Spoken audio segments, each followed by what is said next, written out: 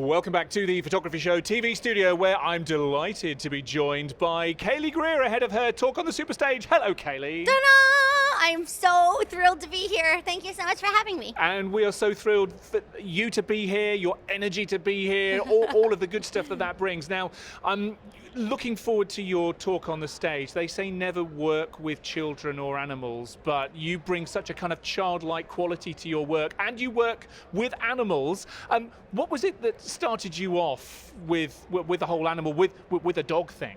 The place where all this magic started for me was at the shelter, at my local animal shelter. I started going there about 12 years ago now. And really originally it was just to take care of the dogs, to volunteer there to take care of the dogs, to, take them for walks, feed them, clean their cages, stuff like that. And when I was there, I got to know all these dogs' different, unique, individual, amazing, big personalities.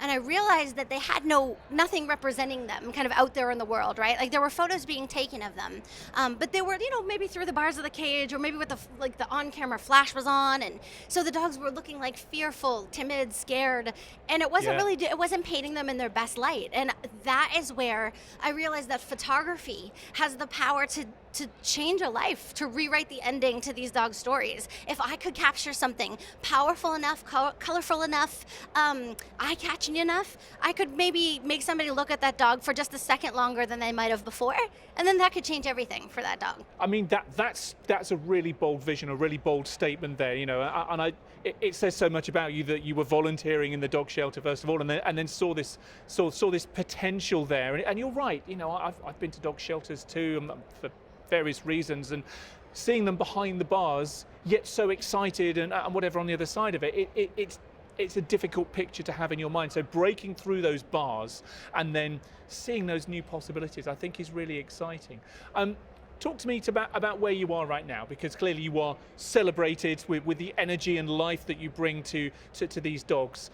Talk to me about what most excites you about what's next, the next pour forward in your career. Do you have any views about anything else that you would like to do, anything else you would like to achieve for the animals that you work with? Yeah, oh my gosh, yes, that's such a big question. That's such a big, beautiful question, and I love it. So yeah, I'm brimming with so much excitement about what's kind of in the future for me. So far, up until this point in my career, I've been really busy with private clients. I also do a lot of commercial work, so I'm shooting a lot of brand campaigns for pet food companies and things like that. But like I said, I started at the shelter, and I've never forgot where I started. That's what it's all about for me. That's why I live and breathe. I truly know the reason that I was put here on this earth is to tell the stories of these dogs that have no way to speak for themselves. And so we have a really big project coming up that I'm so excited about, where we're planning to live on the road for a year and travel the United States, photographing the most in-need dogs at the busiest, most overloaded shelters across the whole country. Oh, wow. And so we want to take them basically on their greatest adventure. So we want to take a dog who's been there, say he's been there for a year, and nobody's really paid attention, nobody's looked. Maybe that dog needs to be sort of just marketed better, right? Be given a new sort of a lease on life and a new image, and it's really like marketing like anything else, isn't it? But they're dogs, they're live animals. So we're going to go and we're going to take that dog out of the shelter so he gets a day away from the cage and take him on his greatest adventure, which would be hopefully climbing a mountain, maybe going for a swim, playing fetch, getting ice cream, really cool, epic. Oh, there goes my hat. So we'll just, hold on, we'll just zoop that back on. Yeah, seamless. Back in the room, That's how excited you are about this next project, though, and it does my sound. hat's blasting off my body. That's how excited I am. But yeah, so we're going to do that, and then hopefully at the end of it all, hold on, just a little fix, we'll have, amazing, epic photos of that dog from his greatest day, right? And then we'll get back, and then we'll take him, put him back in his crate with cage, which will be really hard. But then hopefully we'll use those photos and that content and that video to push out to the world and then change his life. Let's hope, right? And so the true greatest adventure is really him going home. All right. So we've been chatting for about 10 minutes or so, and the energy that you give is infectious. I would like to have your, and please don't take this the wrong way, but when you are taking pictures of dogs, and I can see from how you are when you talk about them and from the images that you take that you love them to bits. What is it in you that you see in these dogs, or what is it in the dogs that you see in yourself that is that kind of point of relation? How do you relate to these subjects? I think it's something about, I don't know what this says about me. It'll be interesting to dive deep into this together, but I think it's something about their joy. I think it's like the unyielding, unending joy that is so uniquely canine, that is always so ever present. And I feel like they have so much to teach us all about life and just how to be in every moment and to be truly happy. And so I think I look to dogs for that, like that sense of joy, that sense of calm and peace and kindness, if you will, because humans we can be difficult. It can be troubling, right, to have human relations, but with dogs it's always so easy, isn't it? And it's always just so seamless and beautiful, and there's a sort of peace about it. So I guess when I look at them and when I photograph them, I want to capture all that joy that I aspire to be able to share with people in the world, because dogs do it without effort, completely effortlessly, walking through the world, shedding sparkles of joy and dog hair everywhere they go. Yeah. Absolutely right. And I think you hit the nail on the head there when you said there's so much that we can learn from dogs. I just want to turn that around. Final question. Our producer, Abby, she has a dog that she absolutely adores, Kobe, and its own account on Instagram's doing very, very well. Thank you very much. I know that she would love for a Kaylee to come and take photos of her dog, but her husband is also an amazing photographer. Now, let's get back to learning, because I know one of your passions is about teaching and about helping other people to learn. If you had 3 top tips to help somebody who maybe might be interested in taking better, more characterful pictures of their pets, dogs in particular, but I'm happy to go broader than that. What 3 top tips would you give to Abby's husband so that he can take more characterful pictures that share this joy that you speak of her dog Kobe? Okay, Abby's husband, are you listening?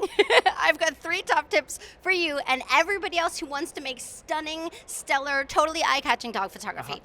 Okay, so the 3 things I would give you if I had to really rapid fire them. The first one would be to get low. It's really super important to get kind of immerse Meet yourself. them where they're at. Yes, thank you. Yes, so get on eye level, right? Or even lower.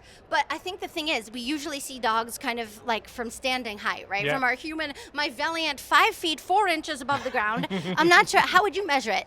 5 feet and inches? Oh yeah, feet and inches. Oh here in shoot! the UK, so yeah. I thought I might have to translate. Oh no. So I'm seeing them from this typical standing height, right? So even though to me dogs are incredibly remarkable, it's not the most remarkable sight to see them from standing up and kind of looking down. It's a status thing, isn't it? So actually elevating their status, we lower our own status. Well, not lower our own status, but lower our point of view, so exactly that we can right. meet them or even look up at them, like you say. Exactly. It's all about perspective, right? So when you get on eye level, you're suddenly immersing yourself in their world, and immediately the photograph becomes incredibly impactful. So that's number 1. So number 2 would be use all the good stuff, baby. Don't even worry about in this moment, it's all about bribery. It's okay if your dog doesn't normally get fancy treats or whatever. When you go to take him for a special photo day, he can have all the treats. He can have all the peanut butter, because you want to make it incredibly positive experience. So just positive reinforcement. Ask him to do something and then make sure he stays interested. He sits, you go, okay, great, you sat. Here's an awesome treat for you. And then he'll associate the camera with awesome treats falling out of the heavens into his open mouth. And then suddenly he's interested and engaged in the process, right? So that's a huge one. It's just positive reinforcement with treats or peanut butter or anything fun that your dog likes to eat. So we've got perspective, we've got peanut butter. Yeah. Do we have a third tip? Ooh. It doesn't have to begin with the letter P. Oh my gosh, you're right. Well, you really put me on the spot because I would like to try to find a P. Put your dog, listen to this, put your dog up on things. Oh, okay. So perch. Yes, exactly. Oh my God. Perch. Yes. You got it. Man, it's like you're a professional. Oh, there's another P. All right, we could go all day with this. But if you put a dog up on something, not only does it help you with that perspective from like I said, getting low, right? It's easier to get low and into his world when he's actually raised up, correct? But The great thing about it is if you're outside and your dog is kind of down on the ground, there's grass, there's sticks, there's cool stuff to sniff, there's cool stuff to pee on, right? He's like got a lot of stuff to do down there. If you take him up off the ground and put him up on like a stump or a rock or, like a bench, it immediately gets them a little bit more like refocused on you. Okay. Especially if you have treats and stuff. So that takes them away from all their busy stuff they have going down on the ground and kind of gets them back into the process with you. It's a huge, huge asset to like dog photography or cats or pets in general. Get them up off the ground, get them up on something. And they stay there for a little bit longer than they would have if they were like on the ground and busy with their busy business. Yeah. They always say, know your subject. And when I've actually not just wildlife photographers, animal photographers, but also, landscape photographers, know your subject, know the weather patterns, know what it looks like at different times of day. Right. Know dogs, know the things that they like doing, know how to bribe them. And it's been absolutely great to know and chat with you for the last 10, 15 minutes. Thank you so much for coming here to our little country and talking about taking amazing pictures of dogs. Long may it continue, and I wish you all the very, very best for your doggy road trip. Oh, I appreciate it so much. Thank you so much for having me. Thank you, Kaylee.